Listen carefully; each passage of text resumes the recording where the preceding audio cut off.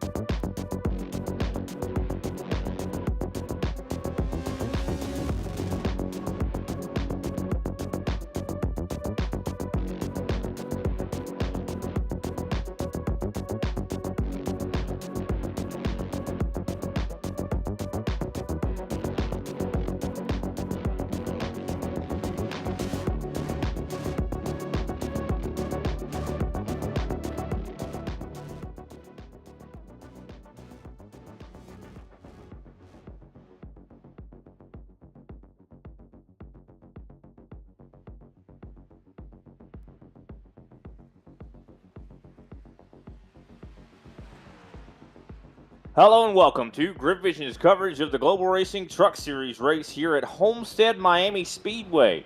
We have, of course, one race after this to go until we will be at the championship race at Phoenix. So we got Martinsville next week. And, of course, today, though, before we get there, we're at Homestead. My name is Brian Britt. I have Austin Edstrom in the co-commentator box with me. Of course, Austin Darbyshire down behind the cameras. Of course, we're going championship racing here at Homestead. This used to be the site of where the championship was decided. It is no longer, but it still is a very important race when it comes to points here. Of course, still quite a few drivers that are eligible to possibly fight for this championship. They're in the midst of qualifying. But Austin, how are you today, man? Ready to go racing at Homestead? We've seen some cup racing here. How's the trucks going to look? I think it's going to look pretty good. I'm really excited for Homestead. You know, you mentioned it used to be the championship race. Unfortunately, very big unfortunately, Phoenix took it over.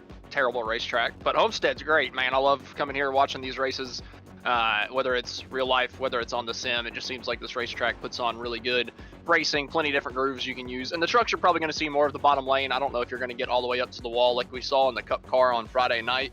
I just think the bottom two lanes are going to be a little bit better with there being a little bit less horsepower in these trucks. But nonetheless, I'm still excited to see what these guys can put on in terms of a show for us today. Of course, 134 laps to determine who's going to be able to, of course, win here at Homestead. Let's take a quick look at the points. Chad McGinley, of course, at the top of the board right now. Has been for quite a bit. I think he's got about 39 points on Justin LeBlanc right now, who's in second place. Steve Gerber has jumped up to third place in the points here. So he's going to have to hope he can keep that momentum going. Fourth place, Ricky Hudgens right now. Bobby Mantle, of course, is in fifth place. EJ Luna down 3 spots into sixth. Michael Hayes up 2 spots into seventh. Mark Royce down a spot in eighth. Stephen Hayes down a spot in ninth. I know Stephen Hayes did not show up last week. Now, he is at a big points deficit right now. There is no winning you're in here. And only 5 drivers come Martinsville. At the end of Martinsville's race, only 4 drivers, I should say, will be moving on to Phoenix for that race. So it is starting to really heat up. And I think it's going to be hot here at Miami. Of course, 102 degrees right now. A little bit of the details about the race. As I mentioned, 134 laps set for today. 45 to 50 laps is the fuel window. 4 sets of tires. Tires, I think, are going to mean a lot if it's anything like the next gen. Yeah, tires are going to be in a ton here. I mean, this track is just pretty abrasive. You got to make sure you keep those tires on very wide sweeping corners that you just got to really save that right front for, save that right rear, and just make sure that you can make it a long green flag run with it, because I do think that we're going to see some field spread here tonight, or this morning, goodness gracious. But you can tell I'm still in my just woke up phase a little bit, I think. But still, nonetheless, looking forward to this one. I think we're going to see a lot of hard racing. And even though it's going to spread out, I think that leads itself to some good strategy decisions on pit road. Yeah, definitely. No, I think it's going to definitely be all about strategy on pit road. Of course, this is a track that is known for spreading out. But speaking of which, let's go ahead and get through the starting grid here today. Starting up on the pole, one of our favorite drivers to watch, Joshua Slade. He's always flirting with some drama out there on the racetrack. He's got the pole. Bobby Mantle, of course, needs a good finish after last week's race.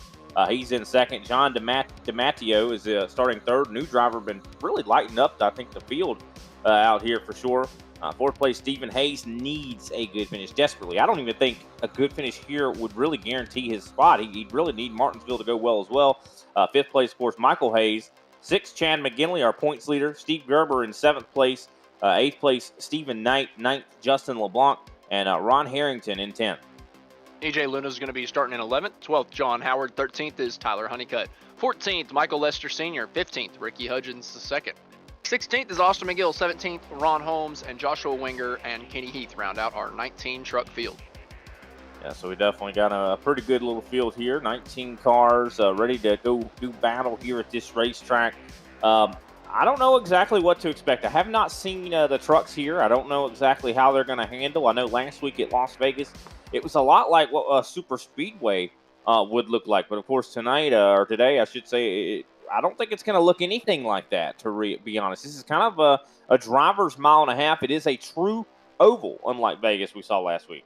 Yeah, for sure. And also, I want to kind of bring it to the viewers at home attention. Joshua Slade, that neon green car there on the inside with the pole, he's actually going to have to pull over. Oh. He had an EOL from last week where he kind of made a mistake and took out Michael Hayes there through 3 and 4 whenever they're battling for the race lead. So he's having to serve that EOL penalty here at the beginning, and that's going to give the lead, or at least the control to the race on the initial start here to John DeMatteo. New to the league last week, I do believe, and had a really good showing for most of the race. Was really, really quick, and now he's finding himself with a little bit of luck up on a pole. Yeah, that's going to be good for him. Now, of course, Joshua Slade, as you mentioned, got into had some really really tough racing with Michael Hayes. They were racing each other very very hard, and of course they got into one another. Michael Hayes ended up costing him a lot of points as a result. So no wonder the penalty is of course so steep here. But luckily, he's not going to be having to serve. I don't believe a drive-through or anything like that. So he should be okay. Joshua Slade, always a fast driver. I suspect he'll be driving his way back to the front in no time, knowing him. But interesting to see, of course, John DeMatteo starting from the top of the board here for the first time in this league. And here we go. Entering the Geico restart zone. Green flag is out for the first time here at Homestead-Miami Speedway.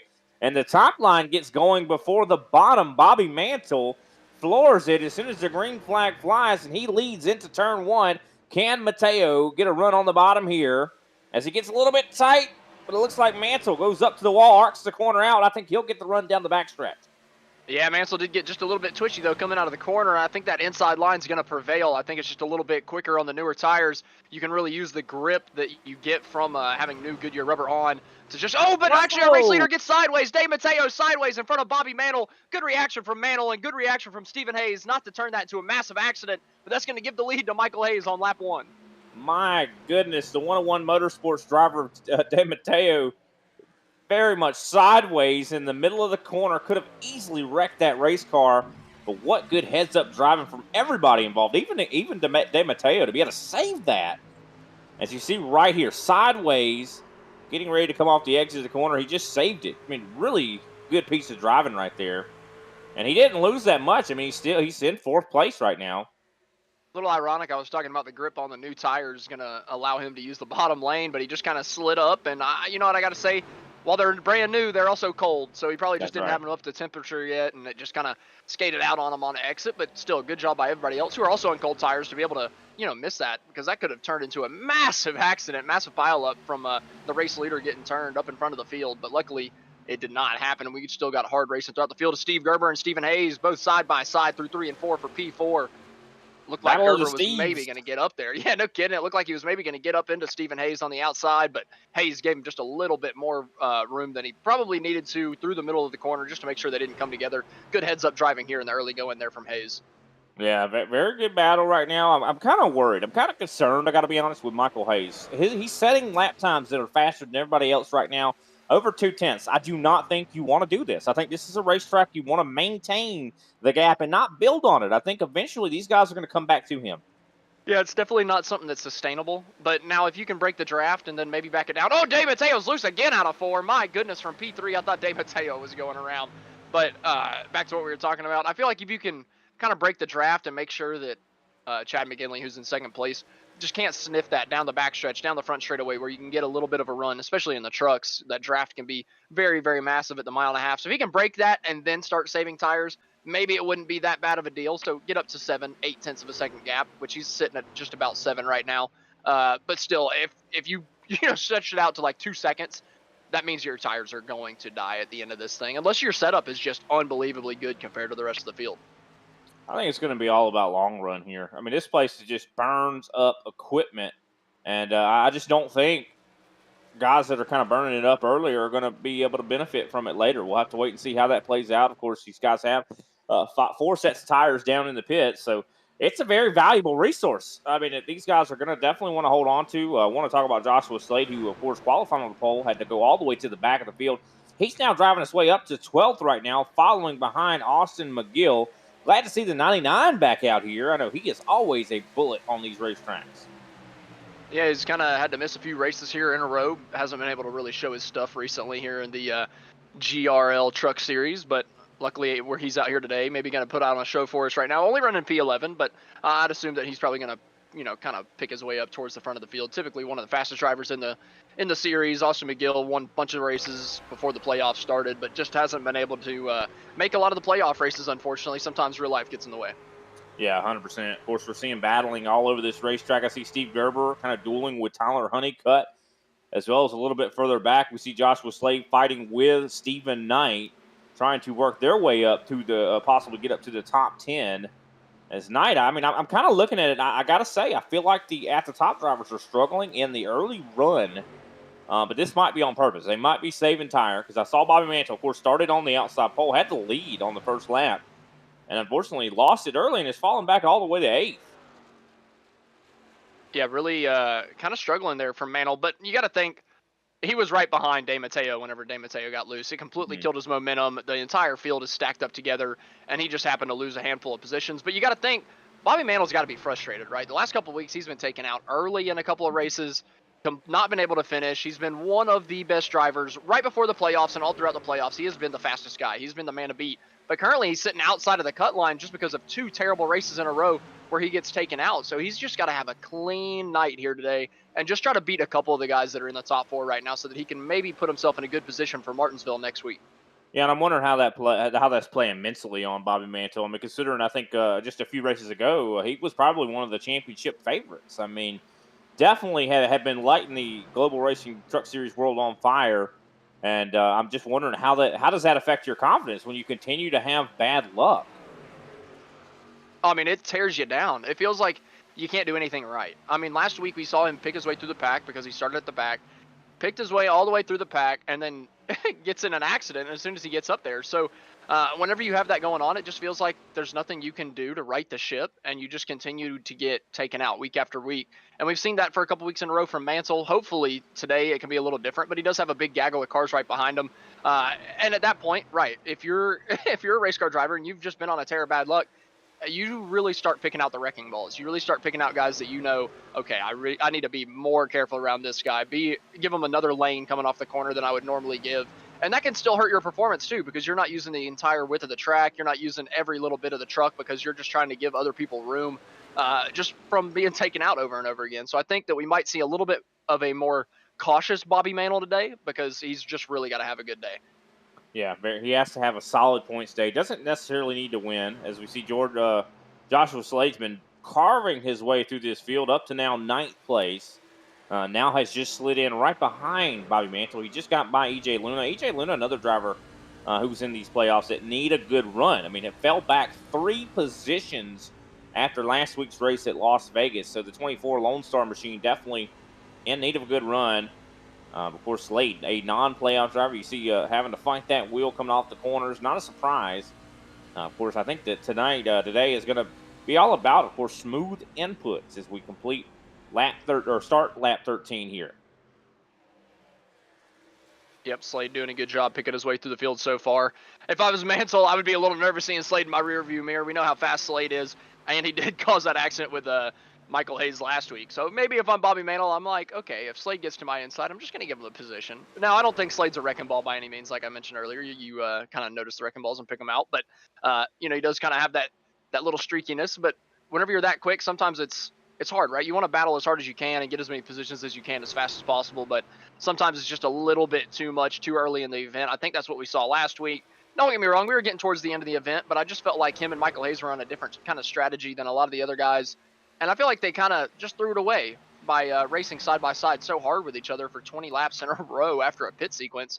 So I don't know. I just feel like maybe using your head a little bit more for a couple of these guys. And that includes Mansell too, right? Like he's been taken out in stuff that's not necessarily his doing, but there's typically something you can find in every accident in racing where you're like, if I would have done something different, it would have been avoided. Yeah. Doesn't mean that it's not your fault. Still, the wreck isn't your fault, but you could still do something to keep your day going. And I think that's what we need to see from Joshua Slade. That's what we need to see from Bobby Mantle.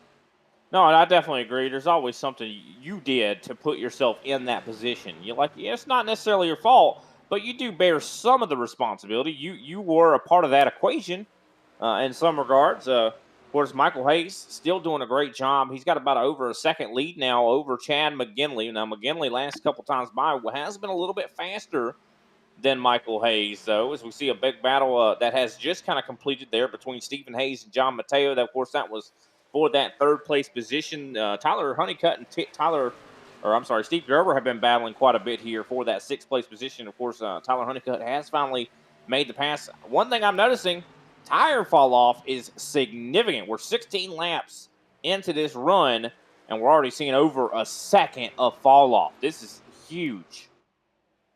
And that opens up this race to a ton of strategy on green flag pit stops. With everybody kind of spreading out, I feel like we're going to get a mostly clean, mostly green race. And so we're really going to see different people try to short pit, try to, maybe extend a fuel sequence just a little bit long so they get newer tires on later. But we got a 3-wide battle back here for about 10th place position. I believe that's Joshua Slade battling with Bobby Mantle. This is what I was talking about. They need to be a little bit more careful. Bobby Mantle and Joshua Slade, both of them, like I said, they need to kind of calm down a little bit. Don't race too hard here too early. We saw Mantle sideways down the back straightaway. Luckily, they're both able to hold on to that thing. But coming to lap 18 here, they're still side by side for 8th place. Yeah, Mantle does not look that. He doesn't seem like that car's handling very well right now. Very loose. As we see, of course, Steve Gerber dropping a ton of positions. He's back to now 10th place, actually 11th, getting passed by Stephen Knight. So it seems like he is on the struggle bus a little bit here. But definitely Mantle's day going a little bit worse here as he's going to get passed by EJ Luna. Luna, of course, desperate for points as well. So a lot of drivers really feeling the heat right now as the water starts to boil over. They got to do something here to avoid getting burned, or they at least got to figure something out in order to move on to this championship race. And a lot of people, the pressure either bursts pipes or it makes diamonds. And could we see some diamonds here today? We're going to definitely have to wait and see. I'm done with the metaphors now. Well, anyway, Michael Hayes up in the race lead. He had pulled out to about a 1.3 second gap. That's now shrunk back down to a second. And I think a lot of that is because he pushed hard really early to build up that gap. But now you see him, because of that, his right rear stepping out through both corners more than Chad McGinley. Like, that car is just a little sideways whenever he gets on the gas. That right rear kind of sticks out. He's sliding it through the corner just a little bit, killing a little bit of momentum through the corner every single time he goes through. And McGinley's holding a straight wheel. That truck is not faltering whatsoever. It is straight as a whistle coming through the corner. And he's just not putting too much wheel in it. Like right here, he's off the throttle a little bit so he can put some more wheel. But as soon as he gets back in the throttle, you see him unwinding. A little twitching to unwind it. But there was never a moment where he was in doubt that that car or that truck was going to come off that corner straight. It was super, super smooth coming off. And Michael Hayes is just not doing the same thing right now because I think he's hurt that right rear tire just a little bit. I mean, wow. Chad, you could tell every move he is making with that wheel is so definitely intentional. Like he is making sure that that there's not a wasted move. I'd say they're all done with intent. He knows exactly what he's doing with that race truck, and it seems like it's paying off. Of course, last time by 34.6 versus Michael Hayes is 34.766. So a tenth faster is Chad McGinley, but who's been faster than both of them has been Stephen Hayes. Stephen Hayes last time by, well, it kind of traded off.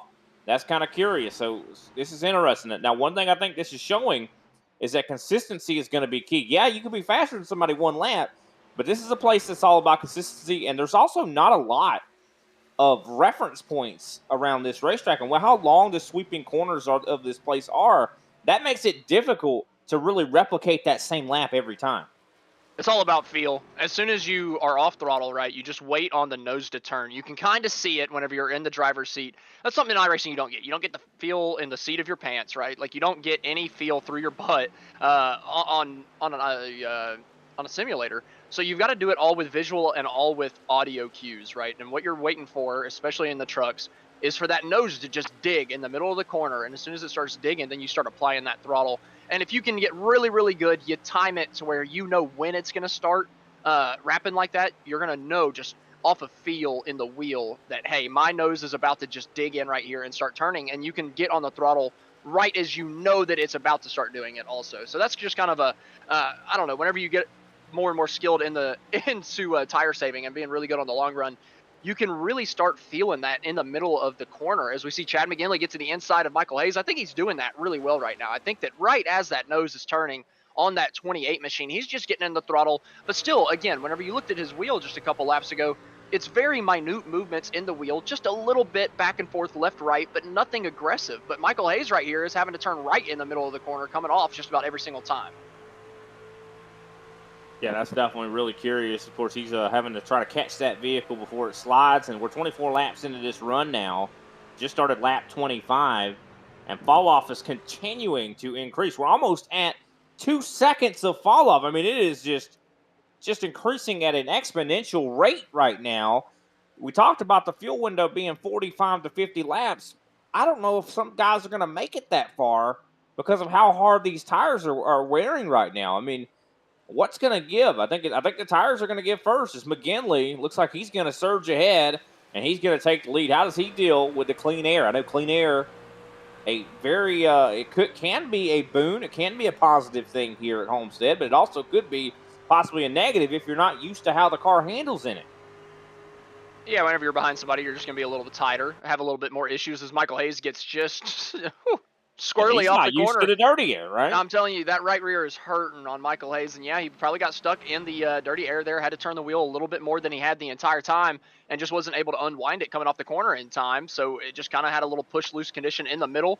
His brother Stephen Hayes got a little loose coming off of 4 that time as well, right behind him, running P3. But Chad McGinley, man, I'm just watching the rear chase camera on Chad McGinley and just looking at that wheel. The little orange dot in the wheel is just barely moving throughout the entirety of the corner. You can tell he's got the tire saving down pat here at Homestead. And if this thing runs green, or if we get a long green flag run to the finish, I think Chad McGinley's definitely the one to beat.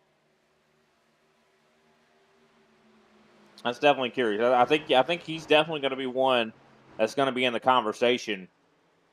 But if we get a caution and these guys all get bunched back up together, I don't know. I'm looking at Joshua Slade. I'm looking at Bobby Mantle.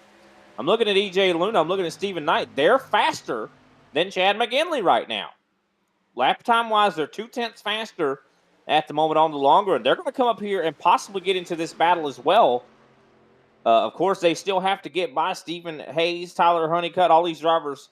I mean, we're starting to see some drivers going back and forth when it comes to their lap times. It's all going to be about consistency. Can Chad maintain that consistency as here comes Mantle? Mantle was just battling with Slade just a little bit ago.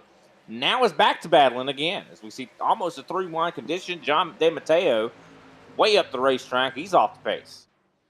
Yeah, the at-the-top guys seem to just know their tire saving a little bit better. I mean, they have just really run really well towards the early part of this race. I feel like Bobby Mantle was kind of laying back at the beginning and just not burning up those tires. Same as Chad McGinley, but McGinley was still running second, so he wanted to keep the leader relatively close, so he maybe burned him up just a little bit more than Mansell did, since Mansell was way back in about 10th place position and was just kind of saving onto those, or holding on to those things a little bit longer, not kind of forcing the issue. And you can see it right now. Still not forcing the issue. He's not quite pulling up in front of DeMatteo whenever he probably could have there, but Mansell easily moving himself into the top 5 after, running 10th and looking like he was struggling early. I think it was just a tire saving move because he is absolutely moving at this point. Also got to keep in mind, Chad McGinley's on a roll right now as well. So this could, his confidence has got to be at probably an all-time high at the moment. He won at Iowa, and I think he won last week at Las Vegas as well. Can he make it a three-peat here at at Homestead? Ooh, Michael Hayes and Stephen Hayes both loose off of 4. It just scares me every time I look at them coming off the corner, man. I'm telling you, every time I'm just worried one of those guys are going to loop it as Tyler Honeycutt wraps it around the outside of Stephen Hayes now. Maybe another driver that just held onto those tires a little bit better, starting to pick his way back up towards the front of the field, wrapping around the outside all the way up by the wall. Really good line there from Tyler Honeycutt. Kind of surprised to see the top lane work so well, to be honest with you. I didn't think it was going to be as beneficial as I saw in the Cup Series NIS race, but it seems like these guys are working that top groove really, really well. Michael Hayes has moved all the way up there, but man, you still see him sideways off the corner, even using the outside of the racetrack where you don't have to put as much wheel into it. Still just struggling with that loose condition in the one truck. Oh, he definitely is. I mean, it don't matter where he's running at. Something is going wrong. He's got a snap looking. It looks like it's wanting to snap at any moment. So he's having a hard time, I think, controlling that machine. As Tyler Honeycutt drafts his way up to the rear end of Michael Hayes. Tyler Honeycutt seems like his car works wherever he wants to put it at. I think the bottom line is kind of where you're going to want to be when it comes to saving tire. But I think if you want to try to get speed and maybe pass someone, the top is going to be where it's at. And, of course, it's going to be a great defending line as well. you see Tyler Honeycutt very smooth. He's actually a lot less twitchy than Chad McGinley. I'm really liking what I'm seeing from Tyler Honeycutt. This seems to be his track right here. This is the best performance we've ever seen from this two machine. Of course, recently came back to the series. Haven't seen a whole lot of him. I'll tell you what, he's on it here today. Look at the lap times. Fastest, one of the fastest in the field. Of course, fastest in the top 3 right now. Bobby Mantle's driving his way through the field as well, coming up onto Stephen Hayes at the moment. I'm telling you, long runs is a priority. Go ahead. Sorry, Tyler Honeycutt and Bobby Mantle just both look so good right now cutting through the field. I mean, you could just tell that they've got those things hooked up for the long run. Both on different setups, though, Lazy Lizard and at the Top Motorsports. But what they're doing compared to the Lone Star guys, I mean, the Lone Star guys were really quick at the beginning portion, even the middle portion of this run. But as we've gotten to like lap 20, 25, it just seems that a switch is flipped. Oh, man, big time switch is flipped for Michael Hayes coming off a turn 4 sideways. Again, man, I'm telling you, every time I look at them coming off the corner, they are pointed to the inside wall. That was the worst one of all so far for Michael Hayes. Luckily, he was able to hold on to that. But it's probably going to gift P3 to Bobby Mantle. That's going to hurt Hayes' tires big time. Not going to allow him to get a good run down the back straightaway as Bobby Mantle's now just flying around the outside. Probably going to get the move done on the exit of 4. Yeah, this is definitely very tough for Michael Hayes. He, of course, just hurt his tires even more. And then when that happens once, it's going to continue to happen. You can see right there, it's getting more and more loose. That's not just going to go away. Most of the time, that makes the problem. It intensifies that issue as he goes back to the top side. Of course, we're not even at the end of the fuel window. We still got about 10 or so laps to go until these guys, I think, are going to be coming in. Oh, look at that, just wiggling again as he falls in behind Joshua Slade. So Michael Hayes goes from being in the lead and now in 5th place, and probably is going to continue to drop like a rock here. Looking at lap times, he was one of the slowest in the field that time by.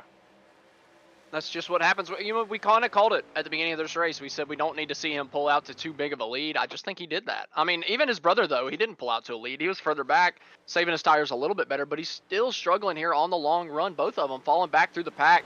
So you got to think, if we get a nice short run to the finish, either of those guys could probably do something with it and maybe win the race. But if we have a long 30, 40-lap green flag run, it's going to be tough for those guys. It just seems like their setup is not kind of there for the long run. It seems like they're set up for the short.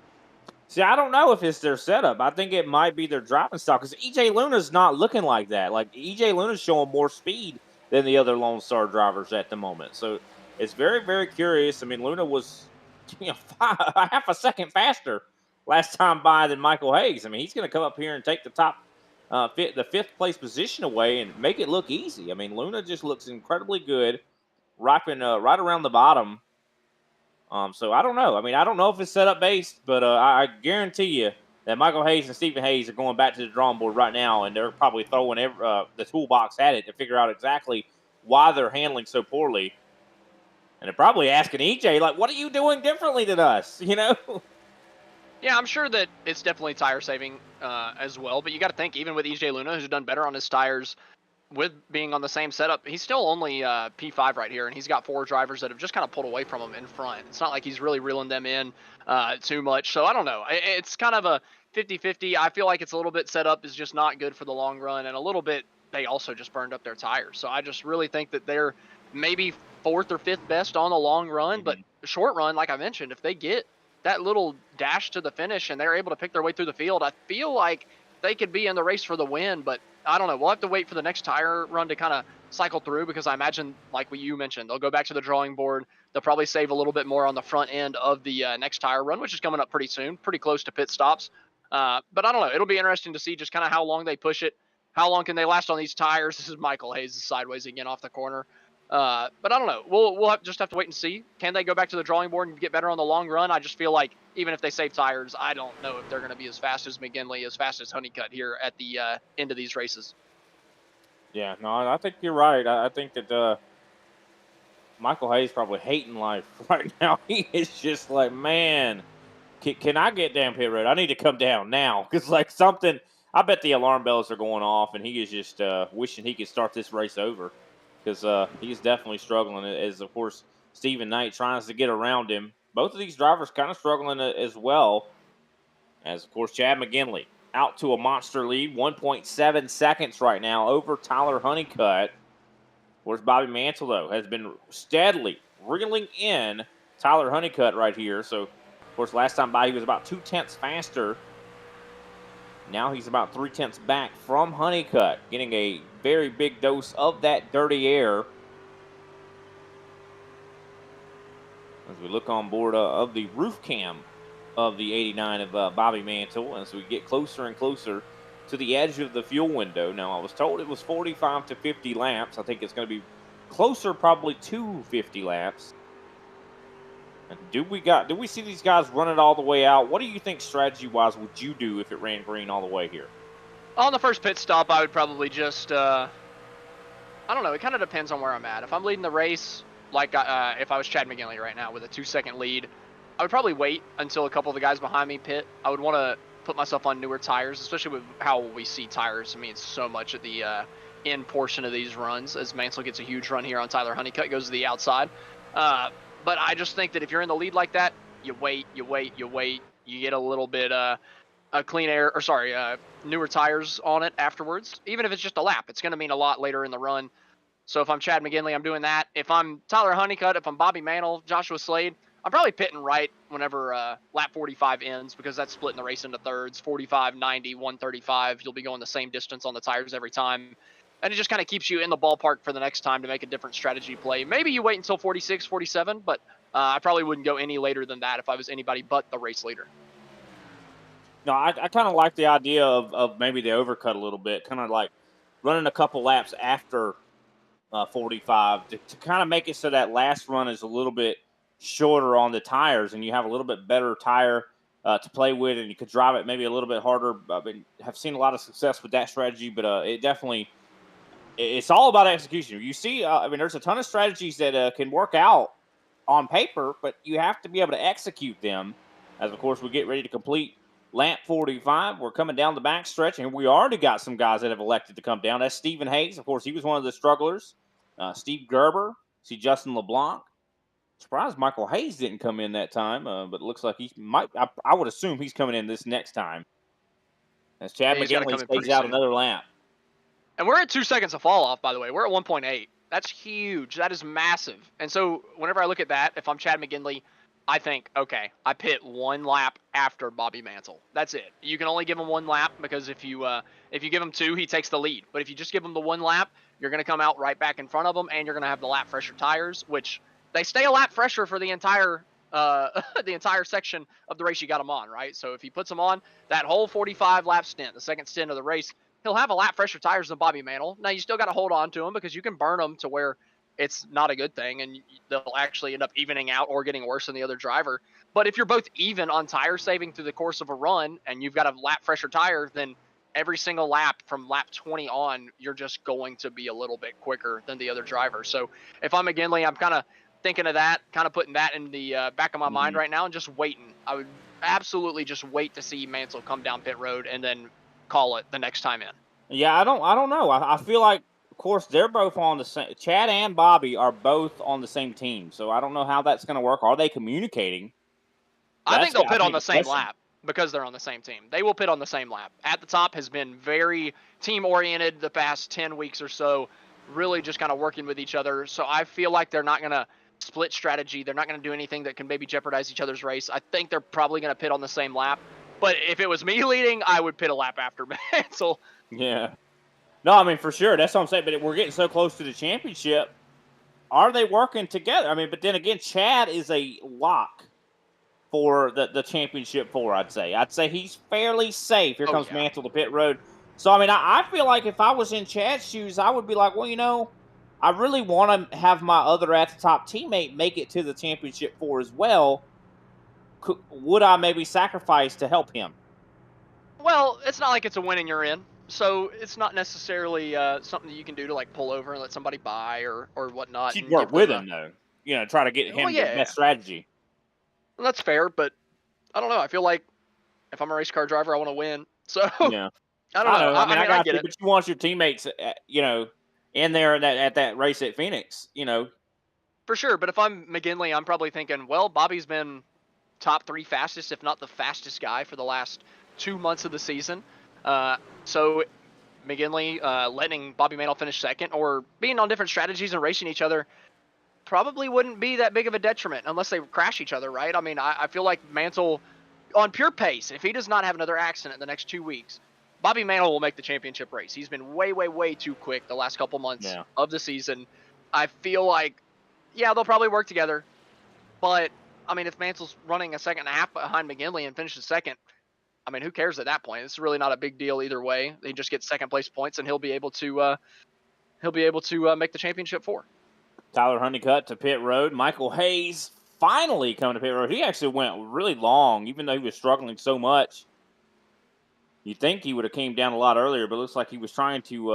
I don't know what the thought was there. Austin McGill as well, still on the racetrack. He is very much struggling. I think he's hoping for some sort of caution to come out here and save him. So the 99 definitely not running as good as we usually expect him. As well as we see Michael Lester and Ronald Holmes still out on the racetrack. John DiMatteo, of course, I think had a very short pit. He is in the net lead at the moment. Stephen Hayes, of course, sits in that 5th place position. Chad McGinley, who was the leader, came out behind Stephen Hayes. He's about 7/10 back from him. Let's see how this all kind of shakes out. Looks like here comes Austin McGill to pit road. And looks like Ronald Holmes and I do believe Michael Lester right now side by side for the overall lead at the moment. Let's see when they come to pit road. Of course, while we wait for this all to cycle out, I think now is a great time to go ahead and take a quick step away. We'll pay some attention to our sponsors. We'll be right back with some more exciting racing in the Global Racing Truck Series.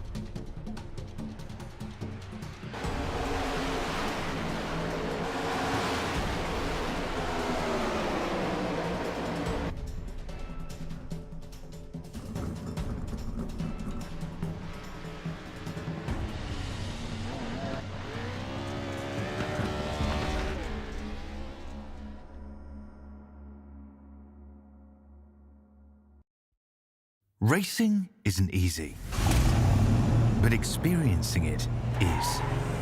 iRacing puts you in the driver's seat with the industry's leading sim racing game. Drive on laser scan replicas of the greatest racing circuits from around the world.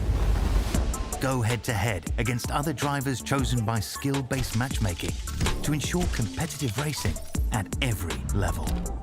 Compete across all your favorite series in officially licensed cars engineered to deliver the most accurate driving experience possible.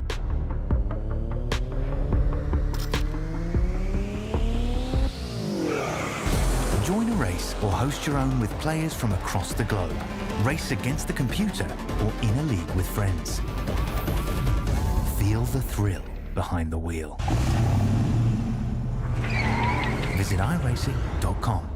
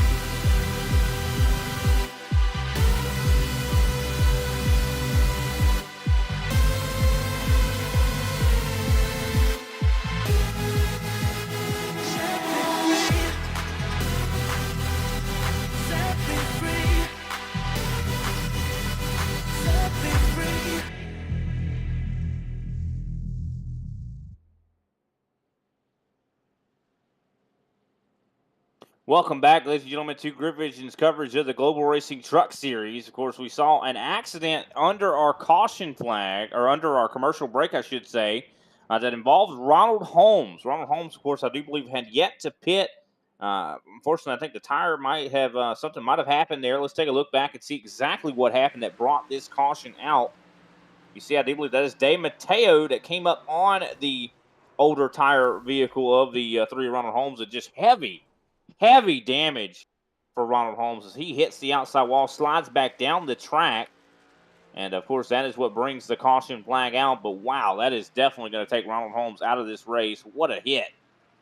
Yeah, those are kind of weird incidents because, like you had mentioned, Ronald Holmes had not pitted. Dave Mateo was on 15-lap-old tires, but it's still way quicker. To be honest, it looked like if I'm sitting in Dave Mateo's driver's seat, I'm thinking Holmes is giving me the bottom, right? But Holmes kind of cut across a little late.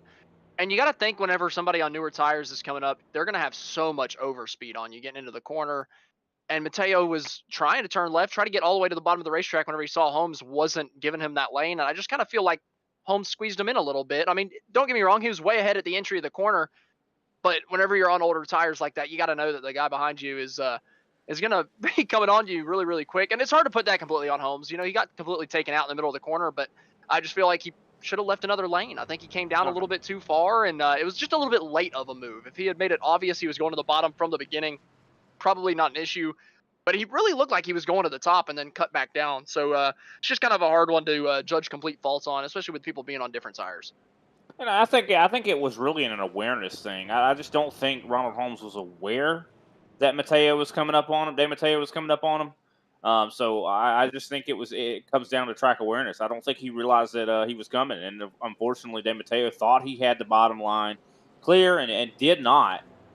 So that is just an unfortunate crash, and no wonder Dave Mateo came down pit road. Probably had to fix some damage. We were wondering why he came down. Of course, top drivers up here. Stephen Hayes on 10-lap-old tires. Chad McGinley on a few lap-old tires as well. We're getting ready to get this thing back underway. Michael Lester just got the wave around, so he's back on the lead lap. 16 cars on the lead lap here as we get ready to exit turn number 4 and get this thing back underway. Pace car dipping down pit road as we get ready to enter the Geico restart zone. Green flag is back out, and Stephen Hayes with a big wiggle under green. And wow, looks like maybe I didn't think wheel spin was going to be a big deal here today, but it looks like it is. That was netcode contact. Between him and Chad McGinley, there was a little bit of room in between them, but you could kind of see them get hooked together on the restart. It was very strange. Unfortunate. Stephen Hayes kind of comes out with the short end of the stick on that deal. But now side by side for the race lead, Joshua Slade gets to the outside here of Chad McGinley before they get to the middle or entrance of the corner. McGinley, though, drives it in really deep on the bottom. And there's a lot to talk about with that caution, right? Because of people pitting a little bit before that, everybody did not come down pit road. Only like one person, maybe a couple guys in the back did, like John Dave Mateo, because he had pitted so early in that first green flag stint. But now there's people on different tire strategies. Michael Hayes, Tyler Honeycutt are on 2-lap fresher tires than everybody in front of them. Stephen Hayes is on 2-lap older tires than Chad McGinley in front of him also. So Stephen Hayes is probably going to be a sitting duck, but people like Tyler Honeycutt and Michael Hayes should be coming through the field relatively easily. And we see Stephen Hayes and Joshua Slade racing each other very hard. You see Slade just kind of pinching down. Oh, they almost got close enough to touch right there. I'm telling you, Slade has been racing these guys so hard. And I got to give him a lot of credit, though. He is incredibly fast, but I just think he's too aggressive. He gets way too close to some of these guys, and I'm sure a lot of them don't appreciate it. I mean, but like I said, I got to give him a lot of respect because of how fast he is. I just think if we toned it down, give some guys some room a little bit. We still got some races left to go. I feel like I talk about this every week, but I have a lot of respect for the improvement that I've seen from Joshua Slade since we started. Oh, man, they're getting tight again, but there's huge improvement in Joshua Slade's driving from earlier in the season. I remember the first couple races, he was just really bad on the long run, right? He would burn. Oh, man, they're crashing as soon as we're talking good about him. Slade into the outside wall with EJ Luna. They're both straight, though, so no caution's going to come out, but that was major contact entering turn 1. Yeah, Slade is, I think that's essentially going to end his race. You see the bumper flying off of that race car. Well, on my screen it is gone, but on the broadcast stream it is still there. So, but still heavy damage. He's coming to pit road, and that is unfortunate for Joshua Slade. He is going to be probably very upset, but green flag still flies. McGill, where did he come from? He's up in the top 3 now, battling with Bobby Mansell and Michael Hayes. Of course, Michael Hayes, I'm hoping that car, of course, has been possibly adjusted on us. We take a look back at the replay. Of course, we saw Stephen Hayes and Joshua Slade battling very hard. This, of course, did not involve Stephen Hayes. It actually involved EJ Luna. Luna, of course, kind of dived into the corner and got into the back of the 12. And unfortunately, huge hit on the wall for Joshua Slade, just as we were talking good about him, too. Yeah, I don't know if we can put that on Slade if you get hit in the rear end like that going into the No, corner. Not really definitely much you not. can do. But you had mentioned, where did McGill come from? Well, McGill was the last one to pit out of everybody. So he's on the freshest tires in the field, other than a couple of the guys that came down pit road during the caution. But still, they are so far back in the pack that Austin McGill has just kind of assumed the best position in terms of tires up at the front of the field and able to just run down everybody. And that's just a little bit of the difference with the strategy call, right? You kind of make it a little bit of a different move than everybody else. Hope that things go your way, and that's just kind of what's happened to McGill here as he moves his way into second place around Stephen Hayes. He's on the fresher tires. He's going to be able to run these guys down. He's got, let me see, 4 or 5 lap fresher tires than Chad McGinley here in front of him. That's going to be a huge difference towards the end of this run. Yeah, that could very well be. But then again, he was struggling later in the run as well, though. So I'm not sure exactly how good he's going to be later in the run. So maybe Austin, very talented driver. He knows what he's doing most of the time when it comes to saving tire. Fantastic road course racer. I think that road course skill could possibly be applicable to a track like Homestead. So hopefully he's going to be able to kind of get the rhythm set in for himself. He's got a little bit of cleaner air. Of course, Chad McGinley out to about 6/10, 7/10 of a gap right now. Of course, Bobby Mansell looking really quick as well as the Hayes brothers start to battle. Steven and Michael, as well as John DeMatteo. He's on newer tires as well. Now, he pitted on that last caution, so looks like his car is not in bad shape right now. Yeah, we missed it on the broadcast, I think, but on lap 62, DeMatteo got in the back of Tyler Honeycutt through 3 and 4 and almost sent Honeycutt around. I gave him big-time benefit of the doubt with the Ronald Holmes incident because I feel like he just had way too much overspeed. It looked like Holmes was giving him the lane. I would have done the same thing Mateo did, but on lap 62, he just got into the back of Tyler Honeycutt, just cut and dry, and it was a little sketchy there in the middle of the corner. The battle is definitely heating up, though, for the top 3. You see Bobby Mansell and Michael Hayes duking it out, trying to break the draft and things like that. So, as it looks like Bobby is able to secure that third-place position. Here he goes to the inside of the 99.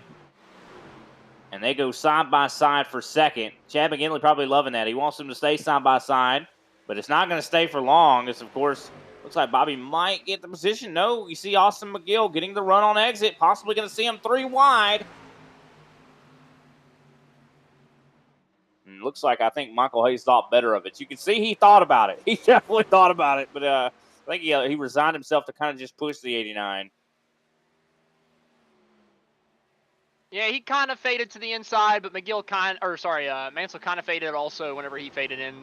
So I just feel like that was, I don't know. It was like a half block, but it was also only like a half move. So there really wasn't much in it, but still they cycled through to second and third. I thought McGill would be doing a little bit better, but you got to think Michael Hayes was the quickest on the short run, and he's got 2 lap fresher tires than the 2 drivers in front of him. So it's not too surprising to see Michael Hayes kind of pick back up here. And now that he's got that 2 lap more advantage on his tires, if he holds on to them, right, he's going to be good this entire run. But that's the problem. He really dropped off the end of the last run to where I don't even think a 2 lap difference would make a difference for him on this run. So he's got to do a little bit better job of saving tires. And if he can, he'll be faster than McGinley and Mansell at the end of this run. But running the way outside by the wall like that, I don't know if that's the best way to save. No, it's not. It is definitely not. I mean, I've heard it in the next gen. I've heard it in the Xfinity car. I've heard it in the truck. You want to run on the bottom for as long as you possibly can to save, tire, and then you move up later in the run. But if you do it immediately, you're definitely going to be burning those tires up a lot more. So I don't think Michael is really getting the memo that, hey, I need to chill out. I mean, you would think he would learn the lesson like, hey, man, last run I was struggling. I was having the worst run of my life towards the end. You would think he'd know. And here we go. Big race there is John DeMatteo, who's on some of the newest tires as well. He's driving up to 4th, battling with Austin McGill right now. Yeah, man, DeMatteo getting to the inside of McGill, able to take that spot away up into P4. And again, DeMatteo's on the newest tires of the field. Everybody's on a little bit different tire strategy, so it's a little different throughout the field. But De Matteo making use of those new tires, getting back into the top 5, up into 4th place. Yeah, and he's running the fastest laps on the racetrack right now, 34.182 last time by. So definitely some really quick laps there for him. Now, he did struggle on the longer runs before. Now, of course, I do believe as well he had a sideways moment, a couple sideways moments, I should say, in that last stint. Of course, that prematurely wore his tires. I think he might have learned a lesson. It seems like he's running a lot better now. Of course, he is on One of One Motorsports, which I do believe is the same team that Joshua Slade is on. If he's running the same setup Slade is, he should have a very good long run setup. I don't know exactly what setup they're running, but I know Slade was very good on the long run. Now, now that Slade's out of the race, maybe Slade could talk to De Matteo and give him some pointers. That might be something as well. That'd be a good team thing to do.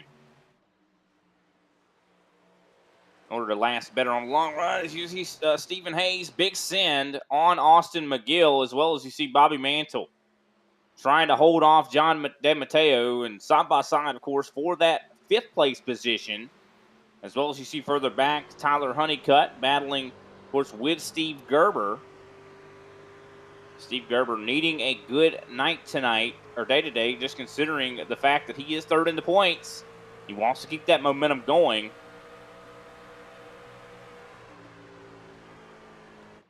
Chad McGinley, though, has dominated the race thus far. Showed that he has the short run. He has the long run. Can he maintain? Now, we saw earlier, or in that other stint, that drivers like Bobby Mantle were the best on the long runs. Can he make something happen here?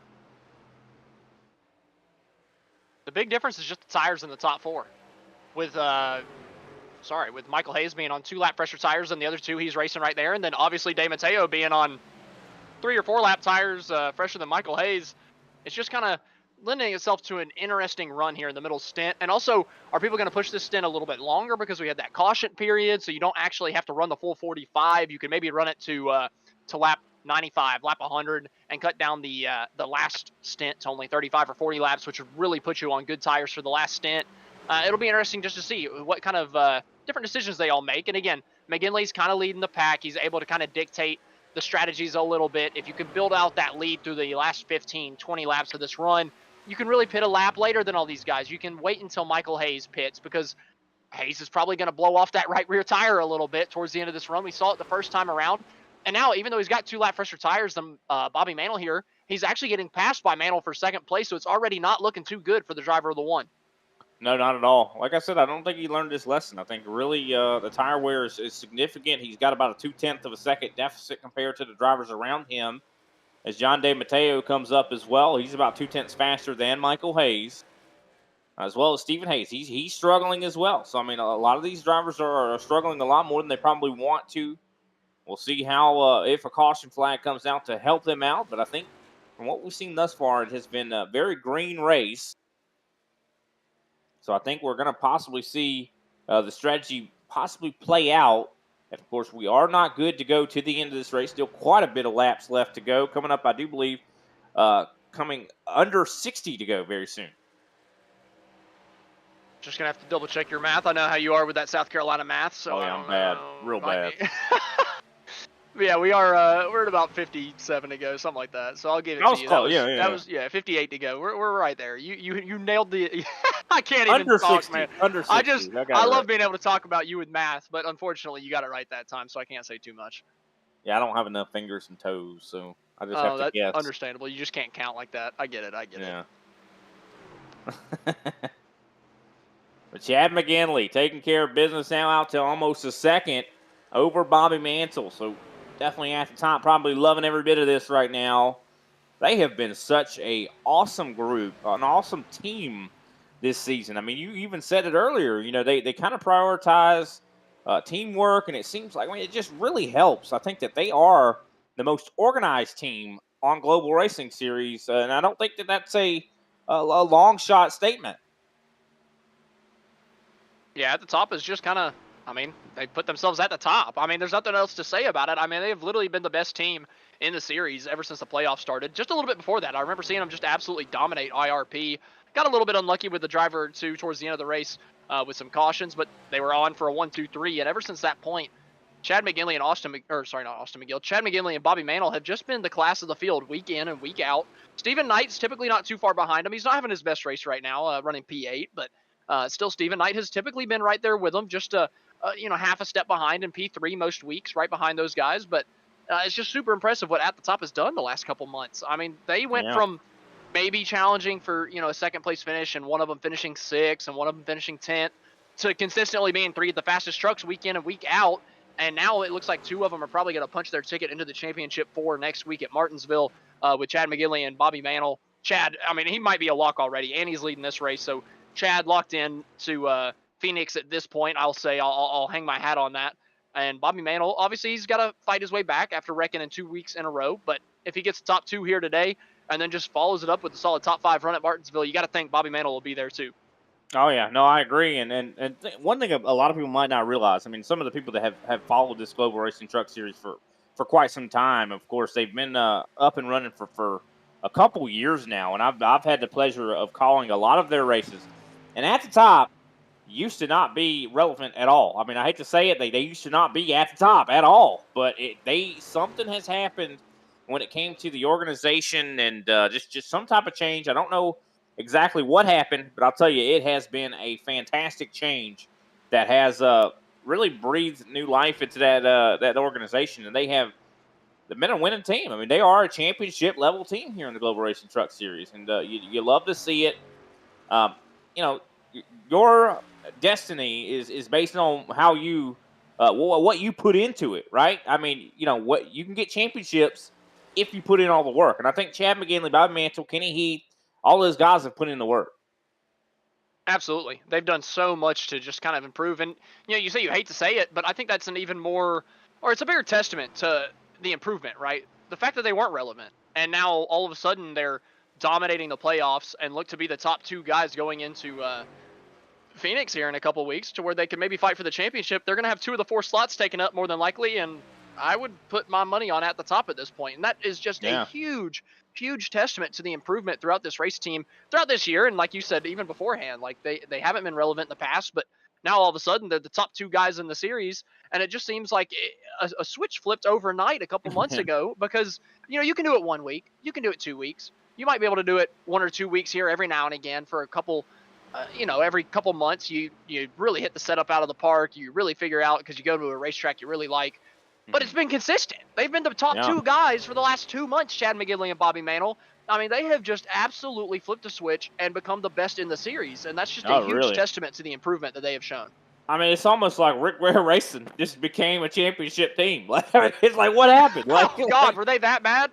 I mean, they were pretty bad, I got to be honest. I mean, and like you said, that just kind of speaks to the level of transformation that they've seen. And, they weren't really, I'd say, they weren't a championship level team before. I mean, I got to say, it used to be, Dirty South was one of the big teams. Of course, Lone Star has definitely been a new team that has came out of the woodwork as well. But I'll tell you, At the Top is one of the longtime teams. They're one of the old teams but now, I mean, one of the oldest teams is doing a fantastic job. I'm curious to see, if that inspires some other teams to kind of get some new power. I mean, Lazy Lizard, one of the oldest teams. Haven't seen a whole lot of strength from them. Seeing a little bit of strength here lately in this season.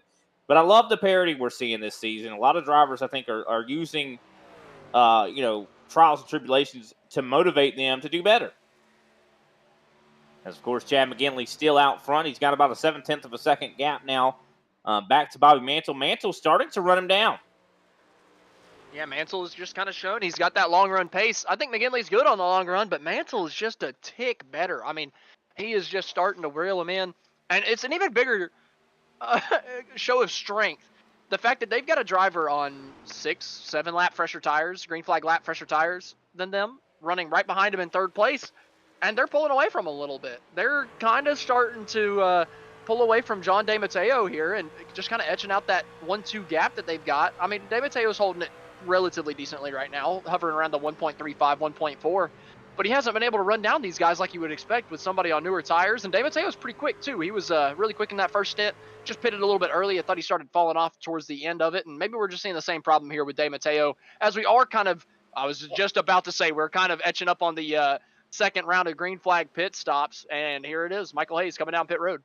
Yeah, I think this is out of desperation. Michael Hayes had hit the wall a couple times. I didn't want to really mention it, but he had hit the wall a few times, and I think he is now elected to come down pit road. I think we're taking a replay of this because it doesn't seem like this is a very clean pit stop. I think he locked it up pretty hard here to get down to pace or pit road speed. Luckily, I think he was successful in doing that. But yeah, he just had hit the wall a couple times, so I think this is more out of necessity and not really strategy. Of course, a lot of other drivers could possibly decide to maybe come down pit road as well. And so this would be the final stop of the day. Of course, Chad McGinley and Bobby Mantle, I think they just lapped a car. That is EJ Luna. Now, Luna, last race, after his performance, fell 3 spots. I think he's 6th in the points right now. This is a catastrophic day at Homestead that is going to continue to drop him down the standings. Yeah, and he was quick, but he got taken out in that wreck with Joshua Slade, unfortunately. So I don't know. It was just kind of a tough scenario there for Luna. But I think that knock to the wall. Sorry, I'm stumbling all over my words. That knock to the wall just kind of took it out of that truck a little bit, and he's falling back, way back, 2 laps down now, not even in the hunt. So I just kind of feel like Luna had a lot of speed, but it just kind of got ruined with that accident. Very unfortunate, but it is what it is at this point. You just got to hope that other people kind of crash out or have issues so that maybe you can pick up a couple pity points at the end of this thing. But right now, it's not looking too good for the 24. It's kind of sad, too, considering the 24 was probably the best performing Lone Star driver. I mean, and that's saying something. Usually he's not. Usually he's the 3rd best. I mean, usually it's Stephen Hayes and Michael Hayes, but EJ today had long run pace as well. And unfortunately, all of it is going to be for naught. With John DeMatteo catching up to Bobby Mantle. Mantle, we thought, was a tick better than McGinley on the long run, but has fallen off even more now. And he's about a second back from McGinley, and now is, of course, under fire from the 26. Yeah, he was gaining not too long ago, but it just seems like it's kind of fallen away from him. The handling of that truck has gone away a little bit. DeMatteo's kind of found a little bit as well. I thought that he was falling off from both of these guys, but it just seems like he's found a little bit here towards the last couple laps. Able to hold on to the back bumper of Bobby Mantle as Mantle's starting to struggle a little bit as we have another pit stop. That's Justin LeBlanc coming in, Lone Star Racing driver right there, coming into his pit road box, number 85. But Chad McGinley wrapping through 3 and 4 still stays out. Again, this is kind of the weird strategy call, right? When do the at the top guys pit? When does DeMatteo pit? If he was in the lead, right, if he'd been able to use those newer tires to get to the lead, build out a little bit of a gap, it would have been massive for DeMatteo. He could have really dictated the strategy on this thing, but now he's got newer tires than these guys, but is not able to get by them. So you got to think that he's probably got to undercut at some point if he wants to try to win the race. But even at that point, I think that top guy's long run speed is just going to overcome him. It's going to be a little bit too late. And I think DeMatteo has taken, 3 pit stops already? Has it been 3? Or this will be his 3rd. It'll be his 3rd, and they've only got one. Yeah, this will be his 3rd, and they've only got 4 sets behind the pit wall box, so he'll only have 1 set. Yeah, I think you're right. No, you're 100% right. I think he'll have 1 set left. I mean, we're getting to that point in the race. I don't think that's too big of a deal. I mean, I don't think we'll probably in 1 set left. I mean, that leaves enough just in case we have a late race caution. So I don't think he's in a dangerous area right now. And really, we're coming up to that point. 40 laps to go next time by. These guys are the guys ahead. Chad McGinley and Bobby Mantle are 45 laps into this stint. I think we're not really 45 into this stint. They've been out on the racetrack for 45. Of course, there were some yellow flag laps included in that. But Mateo, 40 laps on his stint, now would be a good time to see these guys start to pit. That would kind of split the run in half. Yeah, I feel like if I was DeMatteo, I'd try to undercut him as soon as possible. Now, the problem at this point is as soon as he pits, I bet you the top guys are just going to come in the lap after and cover him off. But I do just kind of think that maybe he's missed that window. Since he does have that extra set in the pit box, maybe the strategy call would have been to come down lap 88, 87, somewhere around there, and just kind of really, really shortcut it and try to get ahead of these guys and hope that another caution comes out because then you'd restart from the race lead. But I think maybe it's a little bit late for that undercut strategy to kind of work. I think that the top guys would just cover him off the lap after. Well, I mean, even if they came in the lap after, he'd still have about a second or so advantage on that lap he was able to turn ahead of them. So he would gain a pretty good bit of time on them and might be able to leapfrog at least one of them.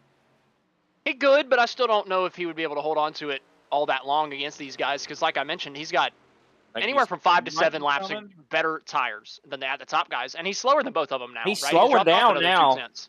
Yeah, I was wondering what's going on. I mean, it seems like maybe being in the dirty air, Bobby Mantle kind of slowed him down.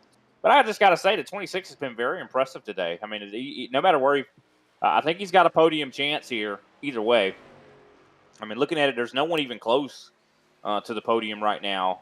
Tyler Honeycutt's also had a banner day as well. Steve Gerber looking to possibly get some points here today. Got to give him a lot of credit. He, of course, third in the points right now. I haven't been too impressed with his performance earlier in this race, but it looks like he's gotten the ship righted at the moment. Yeah, and if Steve Gerber somehow points his way into the Final Four, I kind of look at IRP as a somewhat similar track to Phoenix. Like, no, you don't go around the corner near the same way, but it's that short, flat track style where you're really waiting on the nose to turn and then gassing it off the corner. So we saw him stupid quick that week. Could we see something more along the lines of that from Steve Gerber at Phoenix and him surprise us and win the championship? I wouldn't put it past him, and he's running a really good race here at a different kind of racetrack, 1.5 miles, big sweeping corners. So honestly, just really good job from Steve Gerber today, kind of pointing his way in. And all three of the top three have come down pit road, as well as the fourth place Tyler Honeycutt. Here comes Steve Gerber, Stephen Hayes. Everybody's coming in. They see the leaders coming in. They're like, okay, yeah, we're all coming in too. Whoa! There's the 78 of John Howard. My goodness.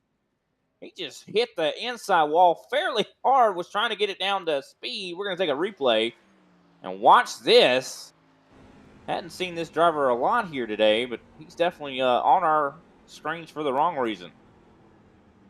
Yeah, it just comes down on the banking, maybe a little bit too much wheel into it, and once it's gone, it's gone. Nothing you can do. Thank goodness that is a invisible barrier right there, because that would have been a much harder impact and completely taken him out of the race if it wasn't. Would have looked a lot like Mark Martin at Michigan not too long ago. Well, I guess I say not too long ago. I guess that's a decade away at this point. My goodness, we're getting old. Hey, that was talking about that's a crazy thing that happened there. Mark Martin could have died in that if it had went a little bit forward. Oh yeah, a foot difference, and that would have been just about fatal. That was a crazy accident, but luckily we're on the racing sim where we can put invisible walls wherever we feel like it. So we put a visible wall there, made sure nothing was going to happen like that. But look at this. Actually, we got we got taken. I gotta catch my breath. Goodness gracious. We were talking about Mark Martin, but Bobby Mantle passes McGinley on the pit stop. Wow. Looking at the pit stop itself, Bobby Mantle spent 37.2 seconds on pit lane. Chad McGinley spent 38.1, so that is almost a second difference. And that, of course, is, I think, exactly why we're seeing that change in position. And I think now's a good time. Now that we've kind of cycled out a lot of the pit stops, now's a great time to take our final commercial break. We'll be right back with the conclusion of the Homestead race here with the Global Racing Truck Series.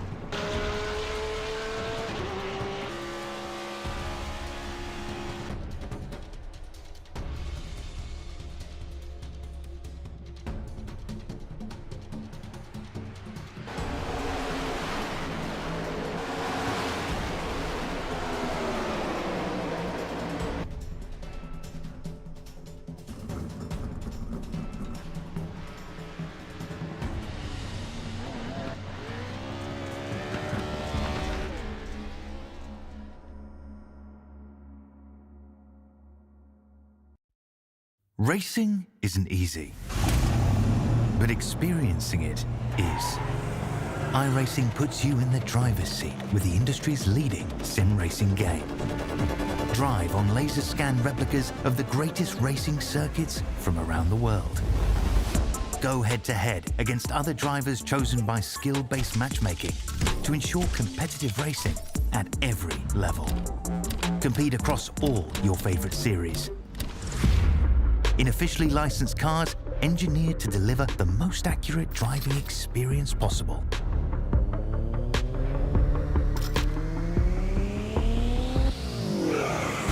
Join a race or host your own with players from across the globe. Race against the computer or in a league with friends. Feel the thrill behind the wheel. Visit iRacing.com.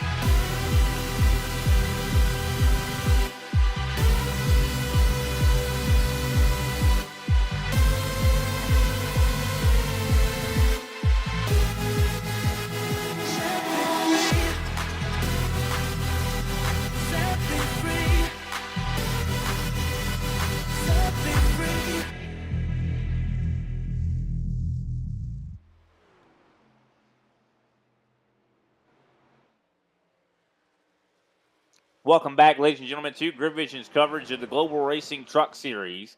Of course, at the moment, Michael Hayes is out front by quite a bit of a gap. I believe about 5.5 seconds on Bobby Mantle. He's short-pitted like crazy, as Austin Estrin put it during the commercial break. Michael, Austin, what do you think about this thing? Do you think this could work out for Michael? Well, I think it could. I think that was the best strategy decision Michael Hayes could have made. I honestly think he saw what everybody saw in that first run, how he was stupid quick for the first 20, and then after that, he just wasn't there anymore. Now, if we get that late race caution that he's betting for, he's throwing all his chips on a caution to come out, 100%.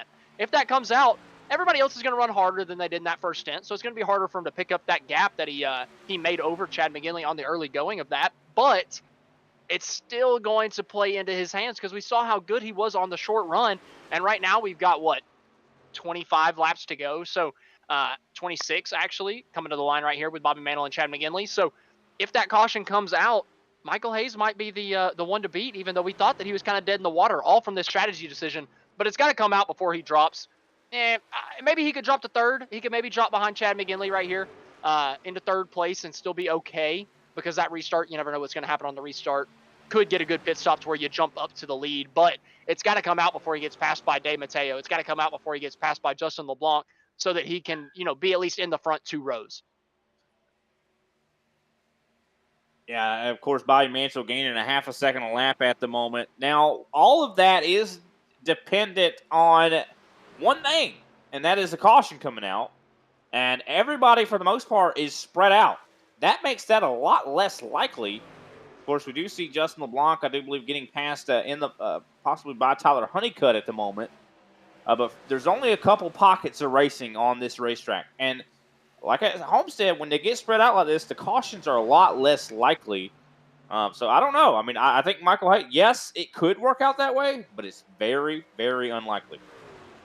Yeah, but he was making the move, or he was making the strategy decision to win the race, right? Like, he was not going to win this race. He was probably not going to run top 3 if he would have held on to it the way that he was doing with, like, equal tires of everybody, because we saw that he was relatively poor on the long run. But he knows that he's stupid good at the short run, so he's making that call, putting himself in a position where it is actually possible for him to win the race, because if he was even with everybody else, he would be stuck in 4th, 5th, 6th place right now. And even if a caution came out, it wasn't going to do anything for him because he was going to restart in the 3rd or 4th row. But now if a caution comes out, he's starting in row 1, he's starting in row 2, and he's giving himself an opportunity to win the race on a good short run. So I like this call for Michael Hayes. Even if it doesn't work out, I think this was his best decision that he could have made. No, I definitely agree. I'm not saying I don't agree at all. I feel like he made the call he had to make. I mean, this is a Hail Mary, essentially. You got some guys that are way downfield. He's throwing it and hoping one of them gets the ball. But we'll have to see if that's going to be the case. He's already starting to struggle. He's about, I do believe, 6 or 7 tenths off the pace from Bobby Mantle. Mantle about 2 seconds back. if the caution was to come out, it would have to be right now. Now, he is dealing with some lap traffic as well. You see Ron Harrington's right behind him. Michael Lester's ahead of him. So that could also play a role. And of course, Bobby Mantle's got to get by this same traffic as well. Now, that does increase the odds of possibly a caution. Sure, a lot of these guys are somewhat worn out. This is a very physical racetrack. Of course, Michael Hayes, though, right now in the lead. Bobby Mantle, of course, sits second. Chad McGinley in third. John Day Mateo is, of course, sitting in fourth. What you reacting to? So, Michael Hayes, man, I mean, every time coming out of turn 4, I mean, he tank slapped the outside wall there coming off of turn 4. I thought he was going to be the caution. He wouldn't need that, but I thought it was about to happen. He's just struggling right now. But again, he's still got a 2.5 gap. That's maybe 3 laps of time where he's going to stay in P1. And then after that, if he can stay in third for just, I don't know, 5-10 more laps, at least give himself the opportunity for that short run, it'll be huge for him. But I don't know. It's going to be tough. Mantle's coming quickly. McGinley's not too far off. But they do have a little bit of a 2-car buffer in between them. Maybe, just maybe, one of the at-the-top guys get into one of these 2-lap trucks and makes it a caution themselves, which that would be huge. I mean, that would be crazy for Michael Hayes. Your main competitor's kind of causing the caution. That brings you back into it. But we'll just have to wait and see. They're about to get around Ron Harrington here coming out of 2. That is the thing, is if he brings out a caution, and he's still in the lead, and those guys aren't able to get by him before the flag actually flies, then I think he would probably be giving his spot back. Oh, man, Look he's at that, still very loose, very wiggly. He's dealing with the 78, I do believe, right now, of John Howard. I'm surprised John Howard's still running with that huge hit he had on the inside pit wall. It seems like he is definitely sticking with it. But here comes Mantle, possibly going to have to take him 3 wide, dealing with a lot of dirty air from the 78. As we, of course, our 19 laps to go, coming to 18 to go next time by. So the sand is definitely draining from the hourglass. Big sand from Mantle, 3 wide, very close. Packed in like sardines there for a second. Oh, Hayes getting incredibly loose, trying to catch it, and he does. Man, that was almost it for Michael Hayes, but still, he's not completely out of it. If the caution comes out, he'll still be in the second row, maybe even jump one of these guys to get up onto the front row on the pit stops, but he's just really got to hold on. He can't drop too much further. Now, the saving grace for him is even after John Day Mateo gets by him, he's still got a 5-second gap to Tyler Honeycutt as of now, so he would still be in that P4 position for a relatively decent amount of time, I would have to say, probably another 10 laps, but also the laps are winding down to where now that he's not in the lead, there's just not enough laps for him to maybe make up that ground after the restart. So he's really got to hold on to third, hold on to fourth, but hopefully he's got to have that caution come out in the next 5 laps. He's definitely going to be hoping and praying for that to be the case. We'll have to wait and see if he's, of course, going to get that. Of course, John Day Mateo about 6/10 back at the moment. As you see Ron Harrington trying to possibly get by Michael Hayes as well. As we see Stephen Hayes a little bit further back. He's a little bit better. I think he had a little bit of a better strategy. Of course, he stayed out a lot longer. More issues for Michael Hayes. Really loose on the exit of 4. It is just going from bad to worse there for the 1. He is slow. 35.9 last time by. Slowest lap in the field. I think, oh man, there was almost contact right in front of him. Ron Harrington almost got into somebody through the middle of 3 and 4. That was Day Mateo. I thought that was going to be it right in front of Hayes. But I was just about to say, I think that the caution's going to come out by the end of this race. The only problem is I think it's going to be Michael Hayes. I got to say, he's just so sideways coming off the corner. And the bad part about that short pit is this is going to be his longest, or one of the longest stints on green flag tires. I think he went stupid far on the initial race start, that initial run that we had. He went about 50 laps, even though he was the one struggling the most. But, I mean, goodness, just watching him go through the corner, through 1 and 2 right here.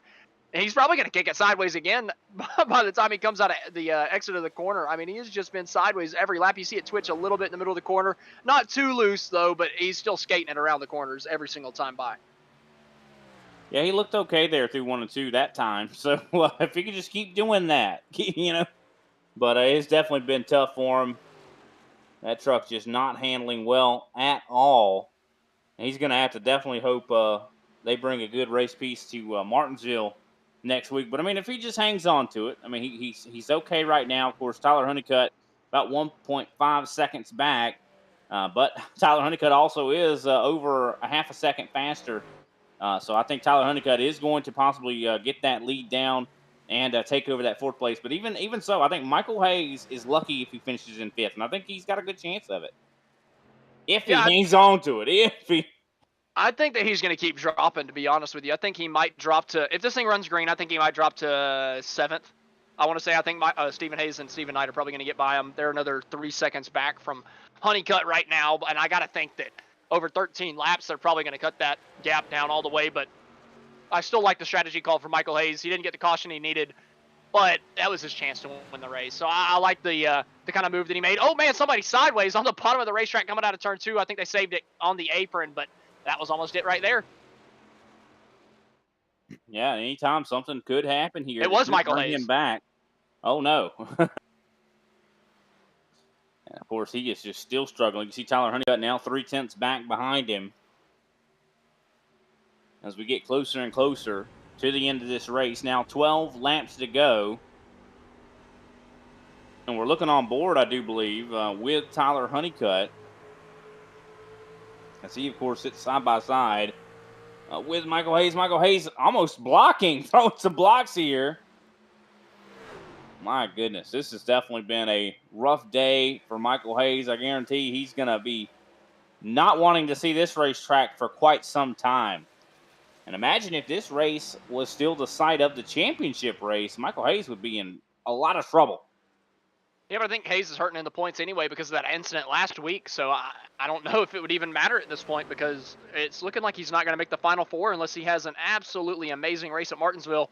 And even if he wins next week, I think he's going to have some help with some other guys in front having bad races. So this might end up, I don't know, it might be the nail in the coffin for Michael Hayes' championship hope.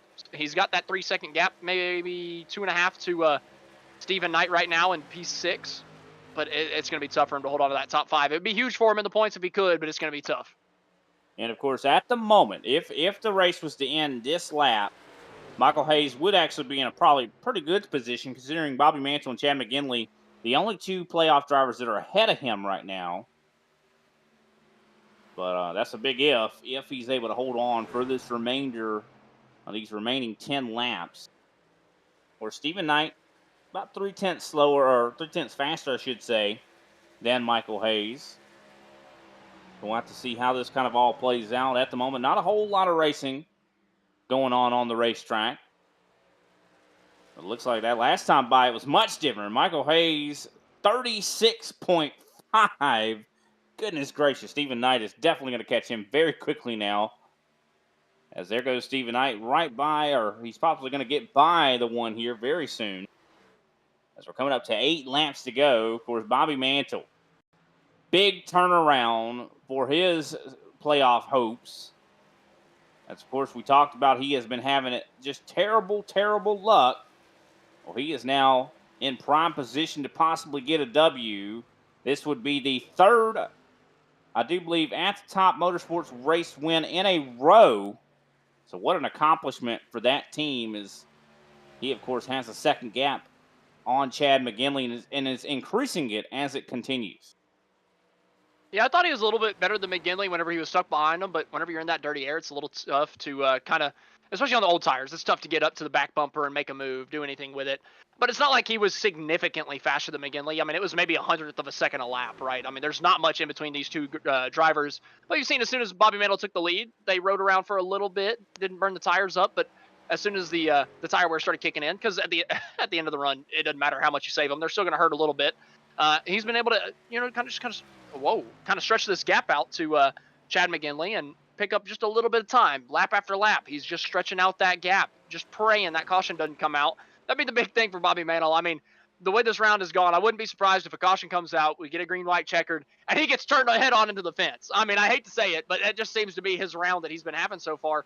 Trying to right the ship right here. 6 laps to go. Hopefully, for his sake, that caution flag does not fly. Yeah, 100%. Coming up to 5 to go. Bobby Mantle got his fingers crossed right now. He's praying, of course. He hopefully don't turn to close his eyes. He's got to have those to be able to continue to race this race. But I definitely know that he is praying that nothing happens. No caution comes out.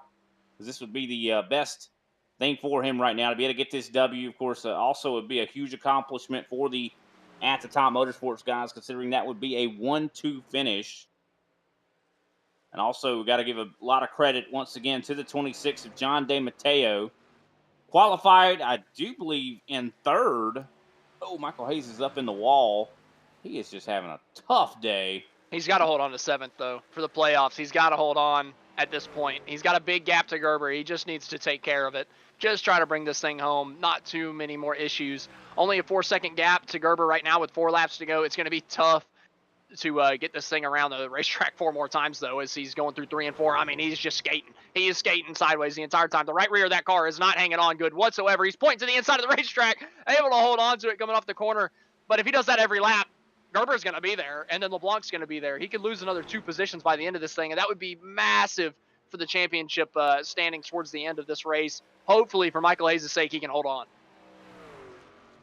Yeah. Oh, I don't know. I mean, he just hit the wall again. I don't know. This is why he's running the wall, though. If he was running the bottom and had that issue, that wall hit would be huge, and it would knock out the right front toe. But he's running the wall, just making sure that if he does have that incident, gets into the wall, it's not going to be massive. He's in the fence in 3 and 4 once again. He's just making sure.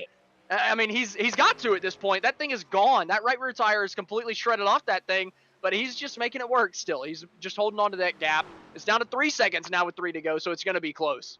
He's like dirt tracking it. He's like, using the wall to kind of keep that car going. And it seems to be working right now. Of course, Gerber's about 2.5 seconds back. But here we go. Coming up now, 2 laps to go. Next flag will be the white one. And, of course, Mansell hoping that they cross the start-finish line to get that white flag. As he comes down the backstretch, gets ready to enter turn 3 and 4. Of course, Chad McGinley 1.5 seconds back. And Mansell very easily going to possibly take this win if he takes the white flag. Michael Hayes, he almost spun it out before Bobby took the white. I thought we were going to get the caution. But Bobby Mantle taking the white flag. 1 lap to go on Grid Vision here at Homestead. Bobby Mantle with a huge lead now, a little over a second and a half over Chad McGinley. Great run for Bobby Mantle. Yeah, I think he's got it firmly in hand. He can kind of wave to the fans. Definitely make sure he finishes this lap. We talked about Mark Martin. We do not want to prematurely think the race is over, that's for sure. I've seen that happen in iRacing as well. I've done it myself, I do believe. Oh, my. But Bobby Mansell coming out of 3 and 4. He will win at Homestead-Miami Speedway and end his terrible streak of races and bad luck. You love to see it. Bobby Mansell going to right the ship. I guarantee you this is going to do so much for his confidence, as well as Chad McGinley coming home in 2nd place. A 1-2 finish for At the Top Motorsports.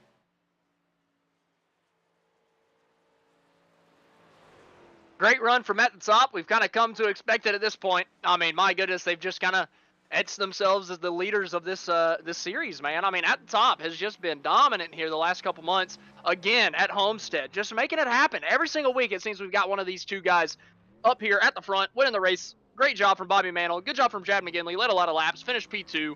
So just all around, that race team has just hit their stride and really figured it out the last couple weeks. Even Stephen Knight, he ended up coming home P5 after kind of struggling most of the day, still able to come up with a top 5 finish. So all 3 At the Top drivers in the top 5. Really good job from those guys. It just seems they bring it week after week. Been the best team as they're doing a little bit of team burnouts down at the start finish. You love to see that. Of course, that brings us to the conclusion of our Martin Sports winning moment. Martin Sports has been servicing the Michigan Upper Peninsula for over a decade with top quality custom apparel. Whether you need apparel for your local sports team, business, or even family reunion, Martin Sports has you covered. Martin Sports is also a major brand in sim racing, providing specially crafted gloves to custom jerseys. Visit martinsports.gg to get started today with their custom design studio. Definitely appreciate them being on board here with the Global Racing Truck Series. Let's go ahead and take a look at the final results here tonight's race. And, of course, that will end with Bobby Mantle, your winner. Chad McGinley, of course, coming home in 2nd place. 3rd place, John DeMatteo. Very impressive run for him. 4th place, Tyler Honeycutt. Very impressive run for him as well. Stephen Knight, as you had mentioned, recovered well up to 5th place. 6th place, Stephen Hayes. 7th place, Michael Hayes. Somehow, how did he finish in 7th? Don't know. 8th place, Steve Gerber. 9th, Justin LeBlanc. And Michael Lester finishes in P10. 11th is going to be John Howard, Joshua Winger in 12th. Ron Harrington comes home 13th, while EJ Luna's in 14th. Austin McGill gets 15th. 16th place is going to be Ricky Hudgens. 17th, Joshua Slade. And 18th, Ronald Holmes. And with that, we're going to take one more step away. We'll be right back with our post-race show here on Grid Vision.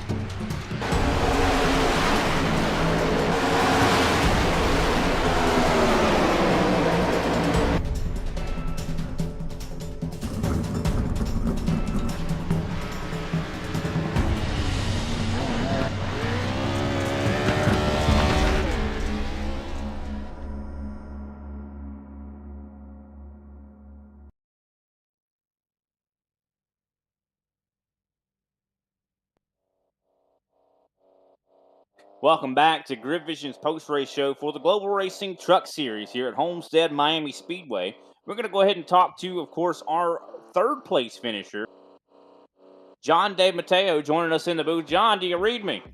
I do, loud and clear. All righty, glad to hear it, man. What a great job. I mean, I think you qualified third. Of course, got the pole sort of by luck, of course, by happenstance, I should say. Joshua Slade, of course, had gotten an NEOL penalty. You started up there earlier. You had some wiggles. You had some issues, some trials and tribulations, I'd say. But you were able to work your way up back to your starting position and just seemed like you were able to right the ship. How was the car handling today? It seemed like you were running really well. Absolutely. It took me a little while to get the line dialed in, but once I did, our 101 Motorsports Chevy just handled beautifully. Fast car, probably one of the fastest cars out there. Just happy I could bring home a podium for my team. Yeah, you definitely did that. I know Joshua Slade, if I'm not mistaken, y'all were on the same team, correct? Absolutely. That's what I figured. I know I've seen him rocking a one-of-one paint scheme before, and I was just making sure on that. So definitely seemed like you guys both had similar pace. I know he had some bad luck earlier in the race. Did he possibly kind of get on the box and help you out at all? Absolutely. Yeah, so once he had wrecked out, he was there spotting and calling for me. Being a real big help, honestly. I could have done it without him. Well, definitely glad to. I'm sure he probably helped you kind of figure out the line as well. But very awesome, really great job. I know you just kind of joined this league, and it seems like you have a lot of momentum heading into the future. Definitely a lot better of a start than a lot of other new drivers in this series. Of course, next week Martinsville. How do you feel about that one? Martinsville is going to be a big one. It's going to be tough. A lot of bumping, a lot of grinding, but I think we're going to get through it. Hopefully, we can carry the pace we did from this weekend to next week and pick up a win. All right. Love the optimism. Who can we give a shout out to, John? I'd like to thank my wife and daughter, Victoria and Charlotte. All right, John. Thanks for your time, and it was a pleasure to talk to you. Hopefully we'll get a chance to talk to you again soon. You too, Brian. Thanks so much. All righty. That was John DeMatteo. Definitely glad to be able to hear him. Put a number to a face, or a voice, I should say. But next up, we're going to have Chad McGinley joining us. And Chad's standing by with Austin. Chad, coming off back-to-back W's the last 2 weeks, second place might not feel that great, but I imagine with you running second to a teammate, still probably feels pretty good. And you led a freaking ton of laps today. Just what does it feel for At the Top Motorsports right now, just being, at the top? Feels great, honestly. I feel like we're hitting our stride, that's for sure, at the right exact time. We're putting in the effort. I mean, I don't know how many races we ran this week together. Probably close to another 10 races this week at least, plus hour-long practice sessions, just really finding out what this truck will do long run, and we had it, and that's what we luckily it was green the whole time, mostly, and that really helped us out a lot. But yeah, our team's clicking, that's for sure. Yeah, y'all just seem to be really, really good on the long run and saving tires. Do you think that's just a big testament to the amount of time that y'all been putting in? Like you mentioned, y'all ran 10 races this week just to make sure you had the truck figured out. Do you think that goes hand in hand with the figuring out the tire saving and just being better than the rest of the field? I mean, we saw, what was it, Michael Hayes fall back after 20 laps, and after that, y'all were just the class of the field the entire time. Yeah, I mean, from all the testing and everything, practicing and all the racing that we've done, we figured about lap 20 we'd really come on strong and start moving through the pack. So that was our goal, is stay clean through 20, keep it easy, and then once it hit 20, you knew that, you know, we were going to be flying. So it was a matter of just getting to that point and hitting our marks and staying clean, honestly. And last but not least, I know I've got, or with you winning 2 races in a row now, second, I don't have the points on me right now, but I imagine you're locked in to the championship. So how does that feel, and what do you think about Phoenix coming up in 2 weeks? Do you think you have a good shot at it? Phoenix, my home track, so I hope so. I got to show out, you know. Plus, we have a lot of strong trucks that are going to be going there, so it's definitely going to be a battle. You know, Martinsville can have anything happen at Martinsville, so I just want to keep the momentum going into Phoenix, so that's going to be another goal. You know, my goal wasn't to finish second here or lead a whole bunch of laps. My goal was top 5, so worked out in my favor. So I was going to go with the same thing, same strategy as Martinsville. And once we come to Phoenix, man, it's going to be on, that's for sure. Well, that's good to hear. Any shout-outs you got for us here at the end of this? Just my pops that watches us every week. He's out at the state fair right now. My family for letting me do this, and obviously you guys for always putting on a good show. And appreciate everybody at the top Motorsports, Kenny, Bobby, and Steven for showing out on practice this week. We appreciate it, Chad, and congratulations on your P2, and looking forward to seeing what you can do at Phoenix here in 2 weeks. Thank you, guys. All right, that was our second place finisher, Chad McGinley. Next up, we're going to have our race winner, Bobby Mantle, interviewed by Brian Burnett. Bobby Mantle, definitely great job to you, Bobby. I know you've probably been a little bit disappointed with the last few races. You've been kind of taken out and just had bad luck, put in bad positions. How are you feeling, man? I mean, you came through and you got the dub here tonight, kind of righted the ship in a lot of ways. Yeah, no, I'm feeling great today. Like, I knew today was big. I was a little disappointed with how I raced the last couple races. I just kind of made a couple big mistakes, caught in a wreck last race. So today I just really needed to focus, keep a cool head, and just try to get out front. Definitely seemed like it paid off for you. Of course, Chad was tough to beat. I know, you guys are teammates, of course, but you are also going to race each other and, kind of keep each other, I'd say, humble in a lot of ways. How hard was it to beat Chad here? It seemed like you were a tick better on the longer run. I was tough. The first couple stints, Chad just had the clean air. He could have run whatever line he wanted. I had to battle, work my way through the field. So once I got through, I had nothing for him. I could keep pace. It wasn't until the final stint where I beat him in the pits. And once I got the clean air, could run whatever line I wanted, I just took off. Now, what was the key to that, you beating him in the pits? Because I know you were almost a second better on pit lane than him. Just a little braver on the entrance, a little later braking. I knew I had to do something because I had to close that second gap. Now that you got this win, this is kind of the place to heat up in, I'd say, the playoffs, if you will. Martinsville's coming up. How do you feel like this does for your mental game, your momentum? I know you probably were in a bad place mentally before this race, but now that the ship's been righted, are you focusing on championships? Oh, still, absolutely, yeah. But I'm feeling a lot safer going into next week's race now. If I didn't win here today, or at least get a podium, it was all going to come down to how well I could do in Martinsville. But now getting P1 here, I can just kind of relax, get a P5 or top 5 position at least, and I know I'm good to make the playoff cut. Now, Martinsville, kind of a tricky place. I know very clean race here tonight. Usually very clean races here in Global in general, but it doesn't matter how clean of a league you have. Martinsville is not going to be clean. How are you going to weather that storm? I'm going to try and qualify up front and stay up front.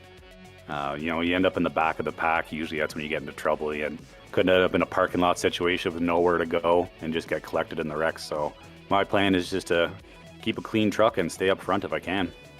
All right, well, definitely a good plan. Hopefully it works out for you. Usually plans don't go according to the way you want them to at Martinsville. Well, hopefully it does for your sake, Bobby, but at least you'll be a little bit safer going there. And, of course, definitely can't wait to see. I mean, we definitely have been rooting for you. I know we're supposed to be non-biased, but I've been rooting for you, Bobby. You've been doing a great job, and for sure, one of the better drivers out here, one of our favorites, you and Chad. I can't wait to see you guys have to tussle for that title. Of course, you're on the same team, but who can we give a shout-out to after your big win here tonight? I really appreciate those words, Brian, and big shout-out to you guys behind the broadcast. Love what you guys do every week. Big shout-out to the team, and we put in a lot of work this week, and it really showed. And big shout-out to any of my friends that tune in and support me doing all this. All right, Bobby. Well, thanks for your time, and we'll see you next week at Martinsville, man. Hopefully we'll get to talk to you again. All right, thanks, Brian. All righty, that was Bobby Mantle, driver of the 89 At the Top Motorsports machine, and what a great race for those guys. And you got to love him, Bobby and Chad, just such good guys to have up here in the booth for sure, and they're very fast on the racetrack as well. Can't help but like those guys, Austin. Yeah, no kidding. I mean, and it's really easy to like them whenever they're clean on the racetrack and fast on the racetrack, right? You get to talk to them every week, and you start to get to know them a little bit. So, really good stuff from all those guys. Just, I mean, at the top guys, man, I can't say it enough. Every single week, it just seems it's at the top, at the top, at the top, and they're at the top. So, I'm just really excited to see what they can do in the championship. It'll be nice to see them actually have to race each other, because I feel like a lot of times they're really, really nice to each other, kind of cut each other some slack, you know.